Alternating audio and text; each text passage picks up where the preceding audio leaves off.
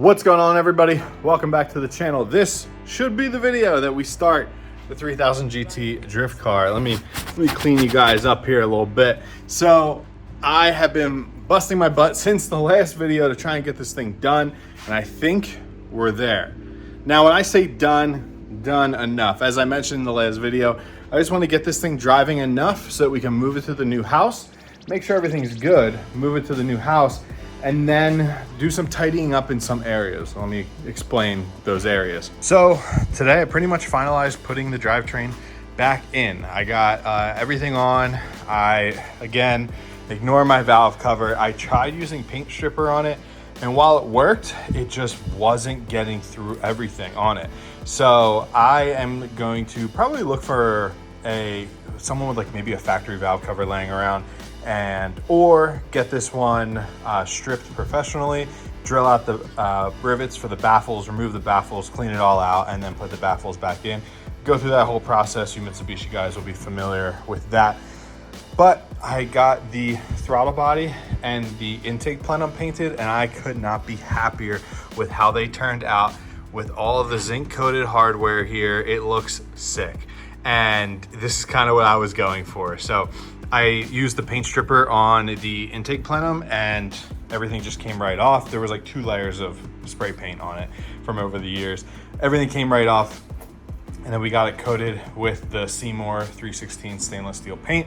Same thing we did the entire engine bay on. So honestly, it looks sick and I'm super happy with it. And I think replacing the hardware with new zinc coated hardware was just kind of like going the extra mile, and it wasn't that expensive from Bellmetric.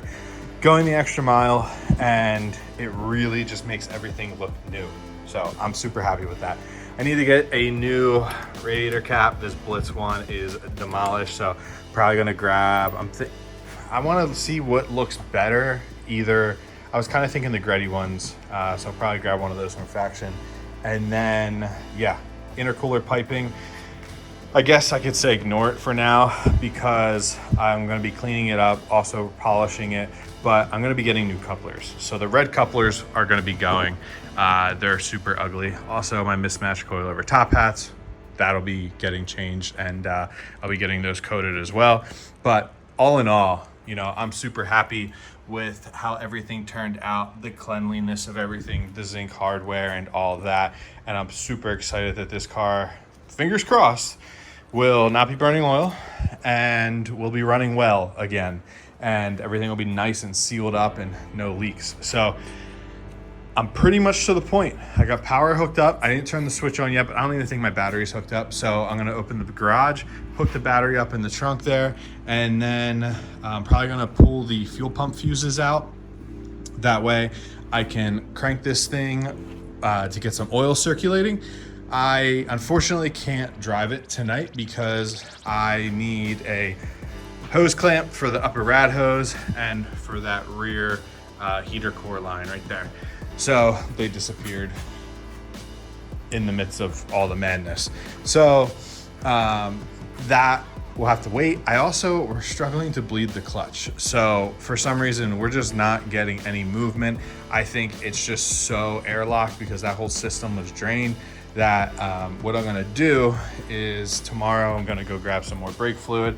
I'm gonna put my Stansco remote bleeder into a cup and just pump away and hopefully get that air moving out. We were doing that a little bit today, and we were it was just blowing bubbles out. So there's no leaks anywhere, but so I just think there's just a lot of air. You know, that line, it's kind of a long line, but I think there's just a ton of air in the system. So I'm gonna do that, and that should hopefully get our clutch pedal back. And maybe tomorrow, if I zip tie up a couple wiring things, maybe tomorrow we'll be able to take this thing around the block, but I think that's getting a little hopeful. Give it a little crank.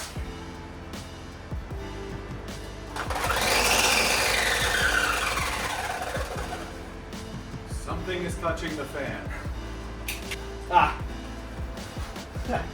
My radiator overflow that I also didn't hook up yet, I had it shoved in there. Okay, let's try it again. All right, let's see.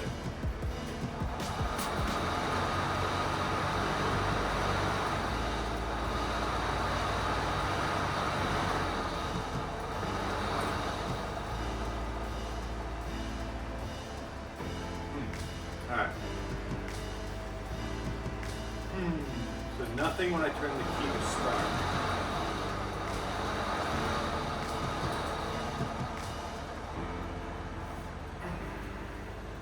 Honestly, the battery sounds a little low. Starter trigger goes down there. Yeah. This guy down here. Okay. I know our starter is grounded. We got a good ground right here.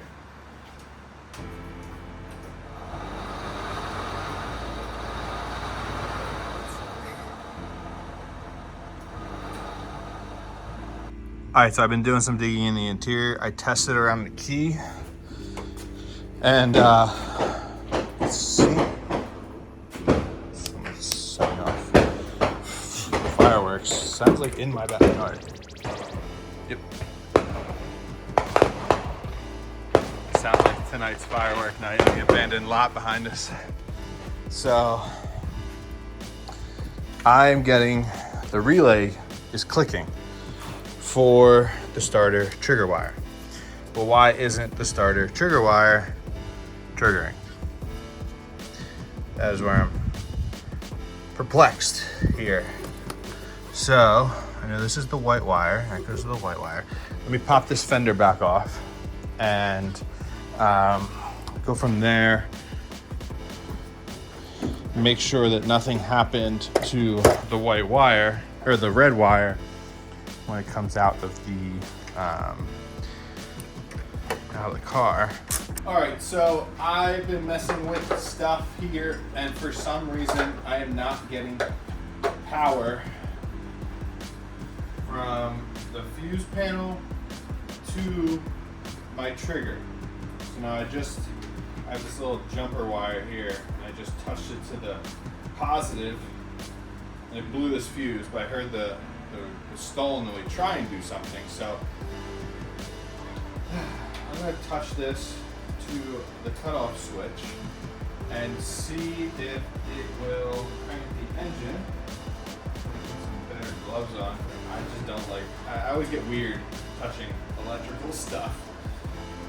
But we'll see if this works.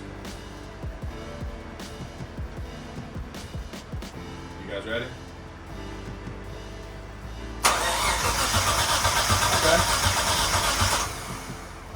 All right, well there we go. It turns over, just like that. All right, let me do it again.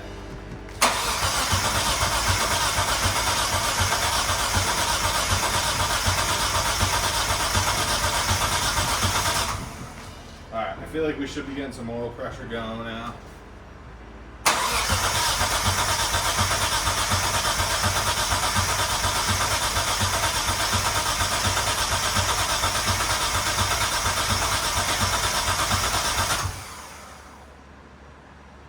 I'm gonna pop those fuel fuses back in, and we'll prime the fuel system and see what we got. I'm just gonna check for leaks up here once I get the fuel system going, and then I'll try and give her a touch and see if she fires. All right, so I was like maybe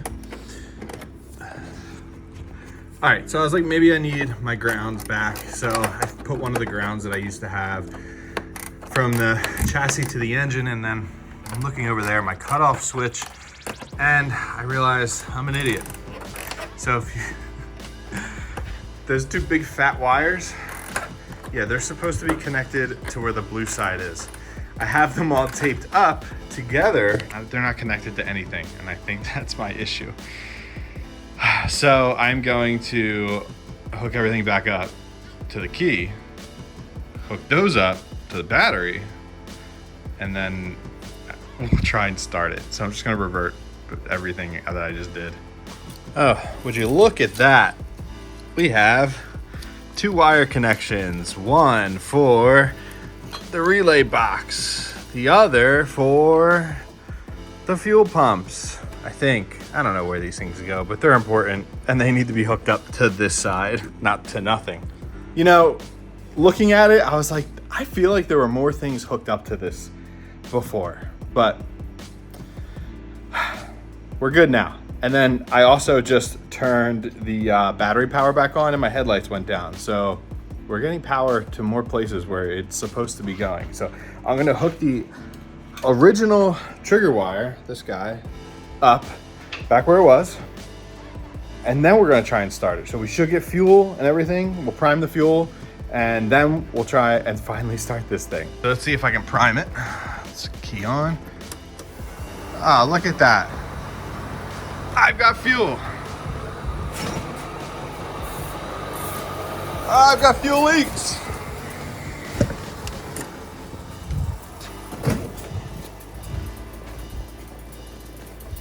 Oh, where's that leaking from?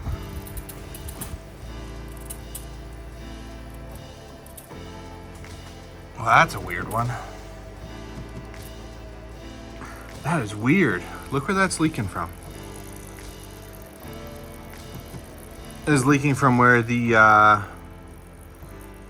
regulator bolts up to the fuel rail. And it's crazy because that was never a spot that I touched.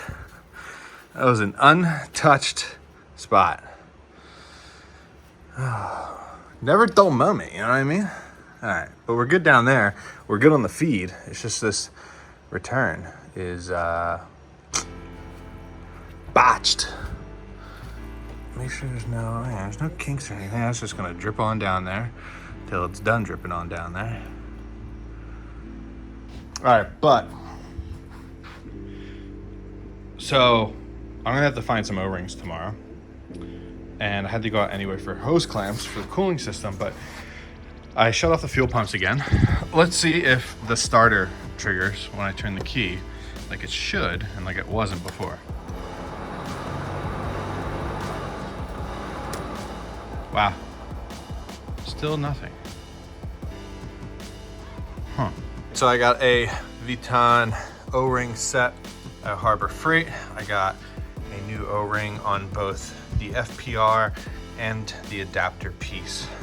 Nice tight fit, popped in real nice. I noticed that the one that I pulled out, you know, it was almost flush with the piece. So that rubber O-ring or whatever material it was made out of was obviously due for replacement. Same with the one on the FPR. The O-ring was kind of just like flat. So due for replacing on both ends. So hook back up here. I'm gonna find my vacuum hose. Here it is. Get this guy hooked back up on here. And then we should be good there. I also got myself a hose clamp set. So I'll be able to tighten up this guy. I dumped the water wetter in there, but once we hear the car run, then I'll be able to fill this up with coolant, tighten it up, and then that back heater core hose back there. So now we're good to try again. At least the fuel test, make sure nothing's leaking. And then I still have to backtrack my starter configuration attempts to properly trigger the starter, which is, I think I was switching some fuses around, so I just gotta kind of revert what I was doing in there, and we should be good with the starter trigger. Fuel prime. Test number 2.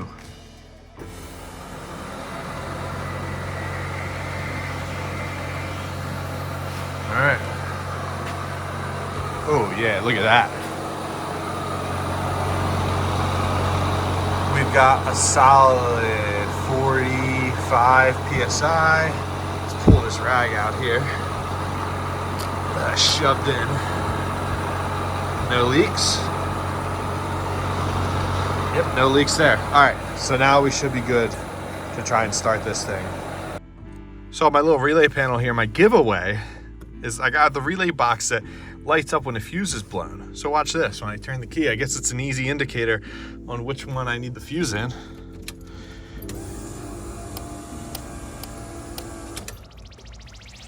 So let me move this 20 amp to here.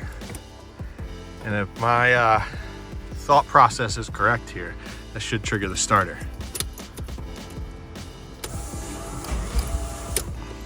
Okay, starter triggered. this will be first complete start attempt after the whole motor refresh. Let's see what she does. Let's see what she does.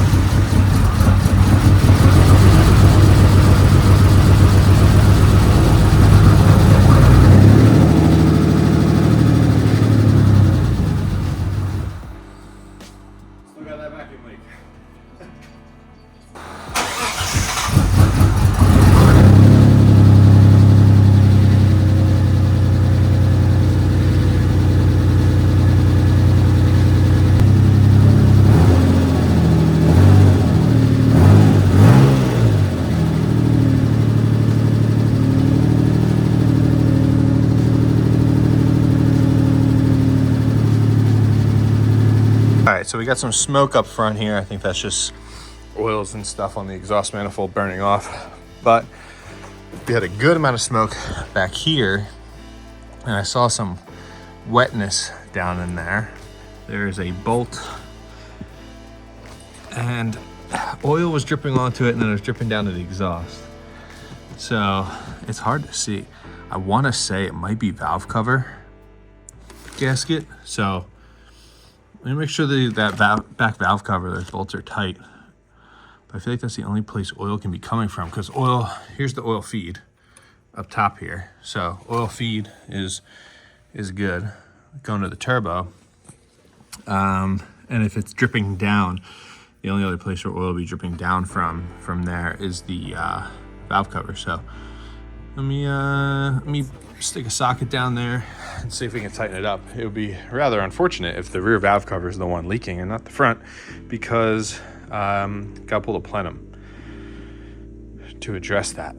So hopefully it's just loose. So I'm gonna let it cool, hit it with some brake clean out all that oil, and then I'm just gonna run across those back bolts there and make sure we are all tight. 2 hours later. All right, so I got the rear valve cover popped off, and I figured out my issue pretty quickly. So it's kind of tough to get the valve cover down under these brackets and keep the gasket in place. So basically what happened was the back part of the gasket got pinched, and when it got pinched, it kind of nicked it a little bit. You can see right here. So I think what I'm gonna do, while I put it all down, I'm gonna pop the corners up. Actually, I'm gonna pop this whole bottom row up. I'm gonna put a little bit of RTV. I'm gonna brake clean it out, clean it up. I'm gonna put a little bit of RTV in this bottom row and down in these corners. Let that start to set. We'll press our gasket into it, and that way I'm just gonna do a little bit. Like, I'm not gonna go crazy with the RTV, but that way I can get it to hold in place while I try and finagle this thing down and get it in place without, nicking the gasket anymore. That'll still seal, but yeah, a little RTV on here. Make sure that thing holds in place as we lower it down. I've actually never done a rear valve cover gasket on a 3000 before. This is my first time. So these brackets do make it a little interesting, because then you gotta get over right here. And honestly, where that lines up with, there's a cam cap. So it definitely hit this bolt head and got knocked off. And when I tightened it down, it pinched in wrong. So I was able to quickly pop the plenum off and the throttle body, keep everything for the most part hooked up, and then this intercooler pipe. So I'll get that RTV squeezed out here, and hopefully we can get this thing back together soon.